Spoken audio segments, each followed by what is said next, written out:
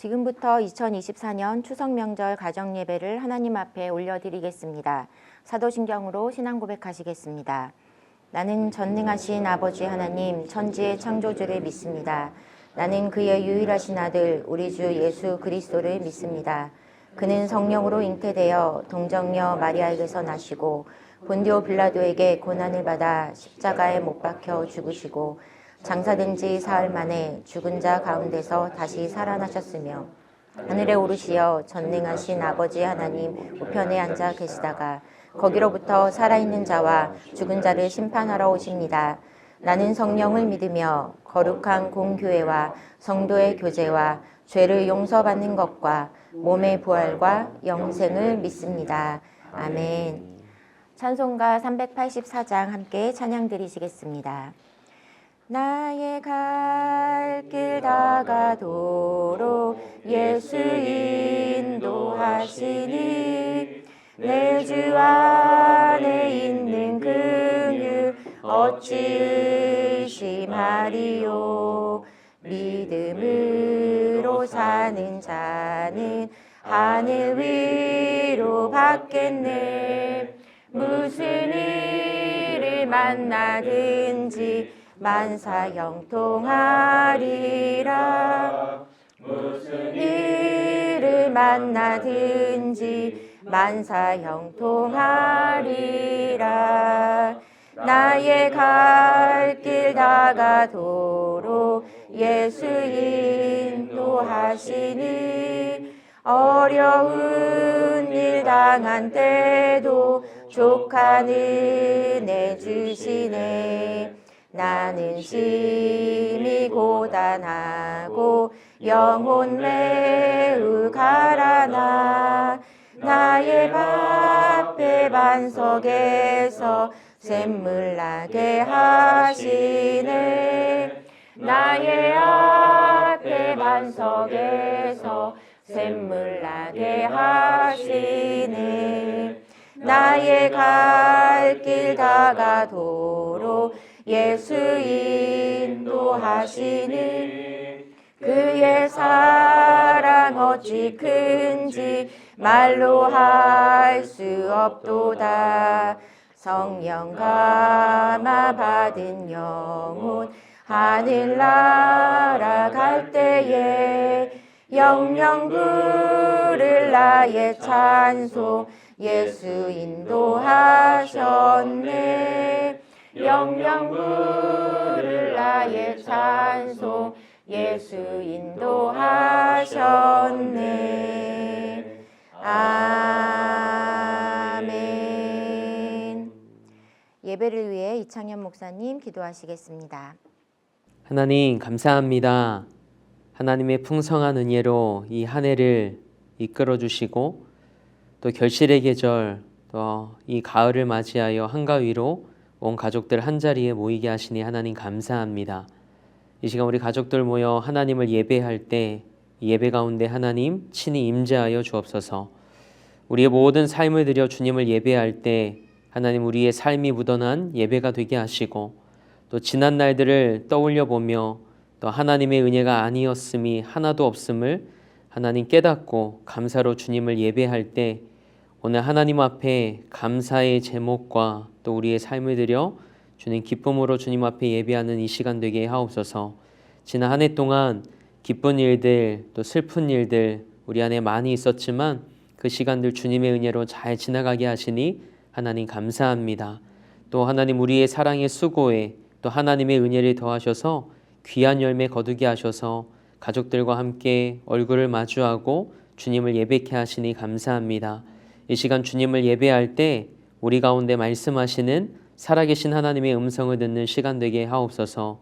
예배를 통해 우리 가정을 향한 하나님의 계획과 뜻을 발견하는 시간이 되게 하시고 말씀 앞에서 온 가족이 서로 사랑하며 예수 그리스도를 닮아가는 아름다운 화목한 믿음의 가정 이루어가게 하옵소서. 이 시간 담임 목사님 통하여 귀한 말씀 함께 나눌 텐데 이 말씀이 우리 가정 가운데 하나님 허락하시는 약속의 말씀 되게 하셔서 이 말씀의 은혜가 우리와 또 이 가정 가운데 임하게 하심으로 그 약속의 말씀대로 살아 역사하시는 살아계신 하나님을 경험하는 이 시간 될 수 있도록 인도하여 주옵소서. 예배 가운데 말씀하실 주님을 기대하며 우리 주 예수 그리스도의 이름으로 기도합니다. 아멘.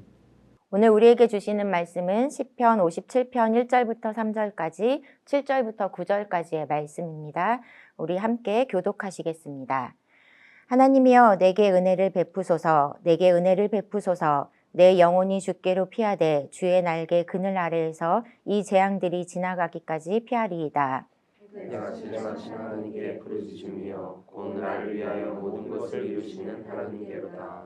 그가 하늘에서 보내사 나를 삼키려는 자의 비방에서 나를 구원하실지라. 하나님이 그의 인자와 진리를 보내시리로다. 하나님이여 내 마음이 확정되었고 내 마음이 확정되었사오니 내가 노래하고 내가 찬송하리이다.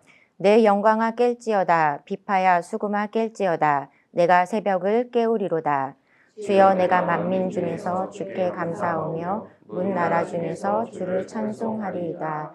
아멘. 담임 목사님께서 말씀 전해 주시겠습니다. 명절을 맞이해서 한자리에 둘러앉아 하나님 앞에 예배하는 모든 가족들을 주님의 이름으로 축복합니다. 올 명절도 은혜가 풍성하고 또 감사가 넘치고 기쁨이 강물처럼 흐르는 그런 명절 됐으면 좋겠습니다. 우리 이 시간 잠깐 시간을 드릴 테니까 서로를 축복하고 격려하는 이야기를 좀 해보시면 좋겠어요. 서로에게 주님의 사랑으로 인사하시기 바랍니다.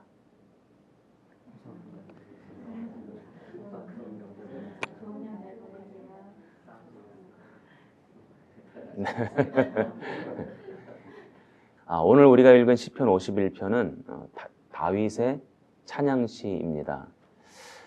이 내용만 보면 꽤나 나라가 태평한 것처럼 보여요. 또 가정이 편안하고 또 하는 일이 형통한 것처럼 느껴집니다.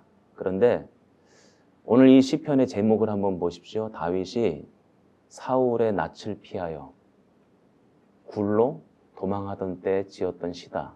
이렇게 나오고 있습니다. 그러니까 다윗이 도망자의 신분일 때 쫓겨다니고 있을 때 지었던 시라는 거예요. 그런데 다윗은 그런 위기의 순간에도 자신이 구렁텅이와 같은 상황에 빠졌음에도 불구하고 하나님을 찬양하고 하나님을 높여드리는 일을 멈추지 않았다는 것입니다. 다윗은 어떻게 도망자의 신분임에도 불구하고 이처럼 은혜를 누릴 수 있었을까? 저는 이 이야기를 한 3가지 정도로 우리 성도들과 함께 나눠보고 우리 성도들도 인생 가운데 구렁텅이와 같은 상황, 어려운 문제, 내가 해결할 수 없는 늪에 빠져 있다면 다윗처럼 그렇게 은혜 안에 머무는 인생들이 되셨으면 좋겠습니다.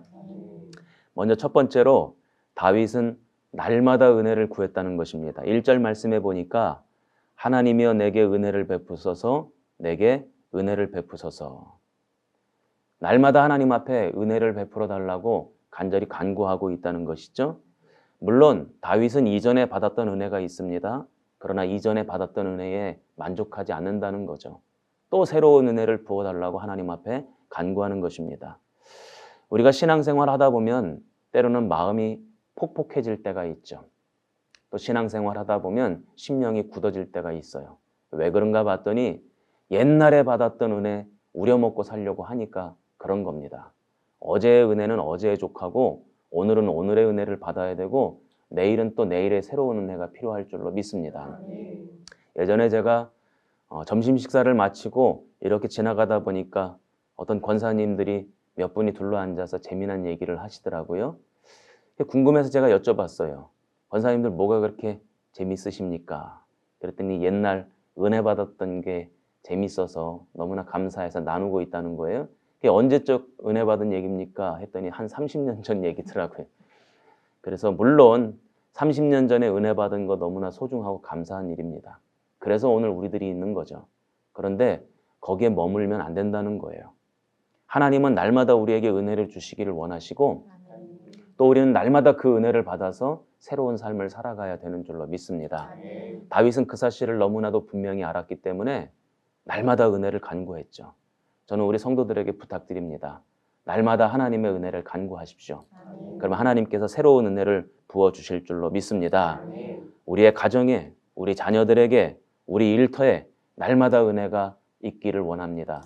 기도하여 은혜 받는 성도들 되시기를 주님의 이름으로 축원합니다. 두 번째로는 다윗은 그 은혜를 삶에 선포했다는 것입니다. 나는 은혜 받는 사람이야. 내 안에 은혜가 있어. 하고 날마다 선포했다는 거예요. 1절 말씀해 보니까 2절 말씀해 보니까 이렇게 나옵니다. 모든 것을 이루시는 하나님께로다. 다윗은 모든 것을 이루시는 하나님을 믿었고 그런 하나님을 신뢰했고 또 입술로 선포했다는 것입니다. 또 3절 말씀해 보니까 그가 하늘에서 보내서 나를 삼키려는 자의 비방에서 나를 구원하실지라. 하나님이 행하실 일, 하나님이 은혜 베풀어 주실 일, 그것을 지금 믿음으로 선포하고 선언하고 있다는 거죠. 더 나아가서 7절 말씀해 보면 이렇게 기록이 되어져 있네요. 하나님이여 내 마음이 확정되었고 내 마음이 확정되었습니다. 내가 하나님을 노래하고 하나님을 찬양할 것이 이미 내 마음속에 정해져 있습니다. 어떠한 상황 속에서도 어떤 어려움이 있을지라도 나는 하나님을 찬양하고 노래하겠습니다. 이렇게 마음을 먹고 결단하고 선포했다는 것입니다. 제가 우리 성도들에게 늘 드렸던 말씀 가운데 하나가 민수기 14장 28절의 말씀입니다. 너희 말이 내 귀에 들린 대로 내가 너희에게 행하리라. 하나님은 우리가 하는 말을 다 듣고 계시죠.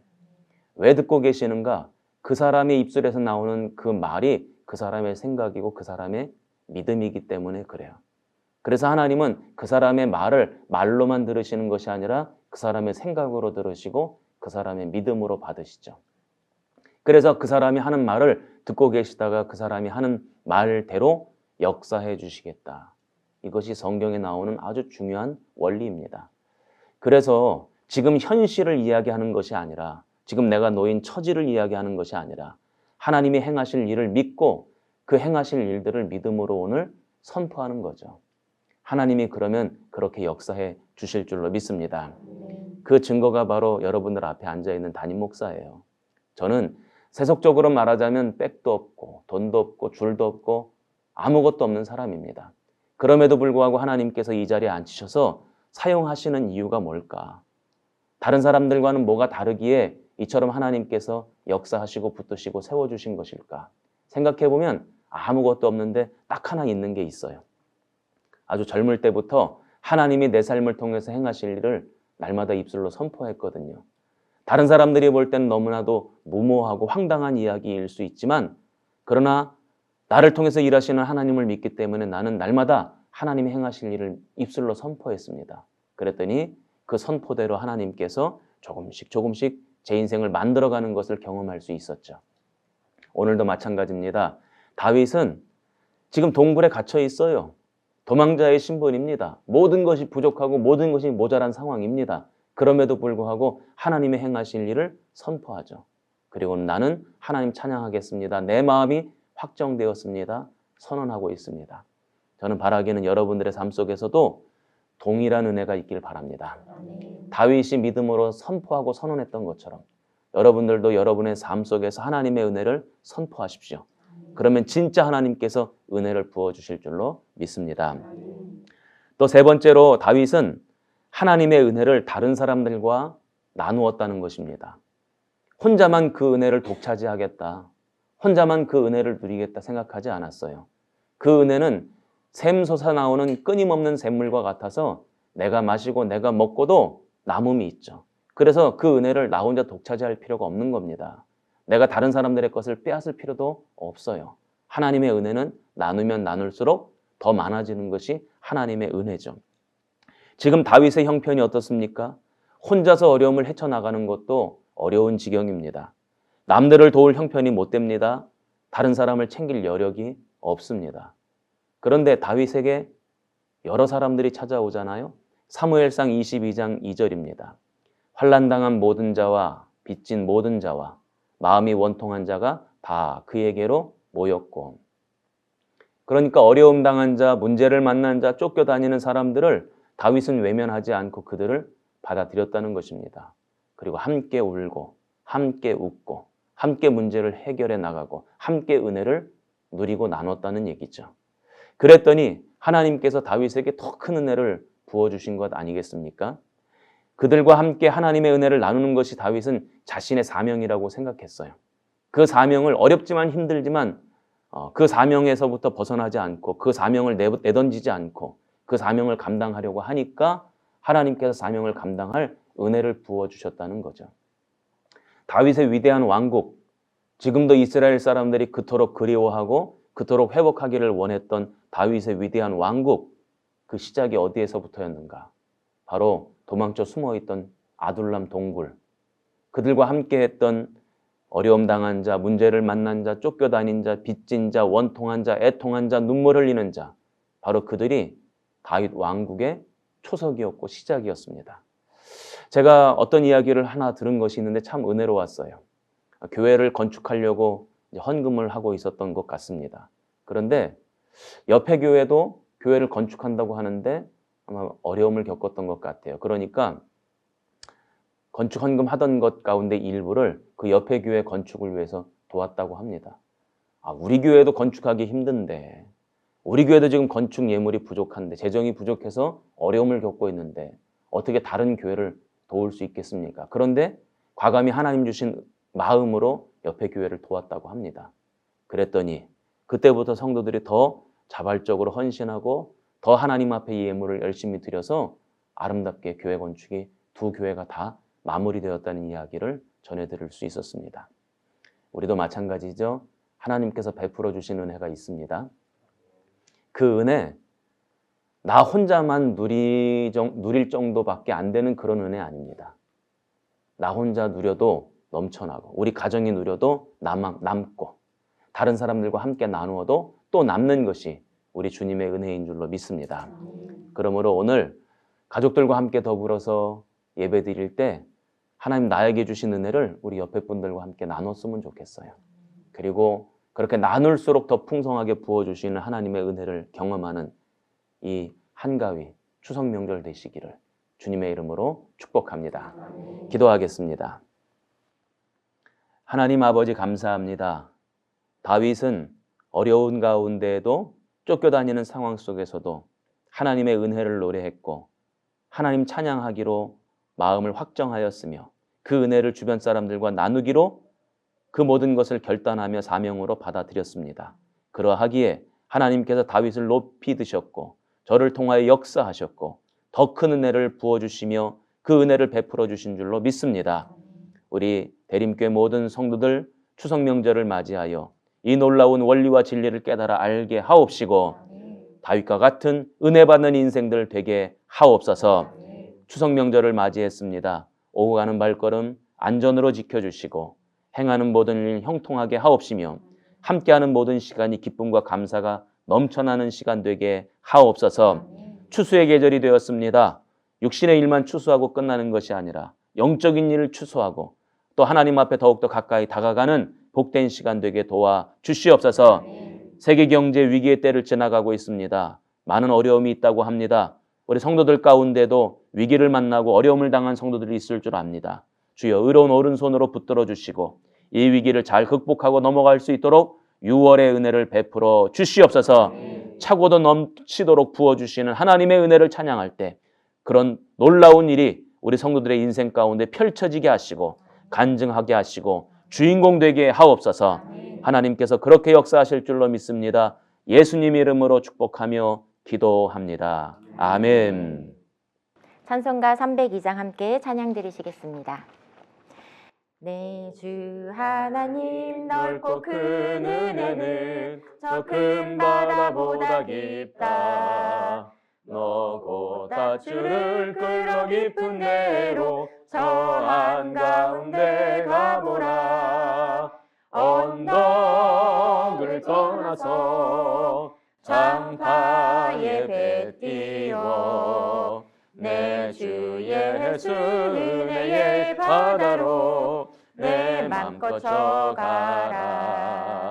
왜 너 인생은 언제나 거기서 저 큰 바다 물결 보고 그 밑 모르는 깊은 바다 속을 한 번 헤아려 안 보나. 언덕을 떠나서 장파에 배 띄워 내 주 예수 은혜의 바다로 내 맘껏 져가라.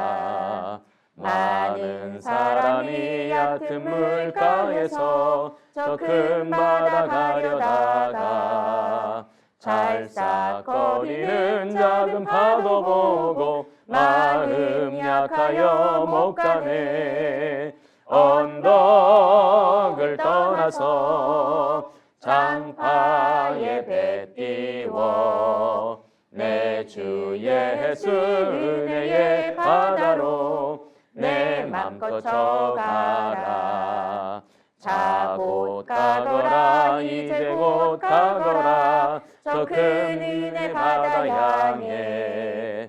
자 곧 내 노를 저 깊은 데로 가라. 망망한 바다로 언덕을 떠나서 장파에 배 띄워 내 주 예수 은혜의 바다로 내 맘껏 져가라. 우리 함께 주기도문 하시겠습니다. 하늘에 계신 우리 아버지, 아버지의 이름을 거룩하게 하시며 아버지의 나라가 오게 하시며 아버지의 뜻이 하늘에서와 같이 땅에서도 이루어지게 하소서. 오늘 우리에게 일용할 양식을 주시고 우리가 우리에게 잘못한 사람을 용서하여 준 것 같이 우리 죄를 용서하여 주시고 우리를 시험에 빠지지 않게 하시고 악에서 구하소서. 나라와 권능과 영광이 영원히 아버지의 것입니다. 아멘.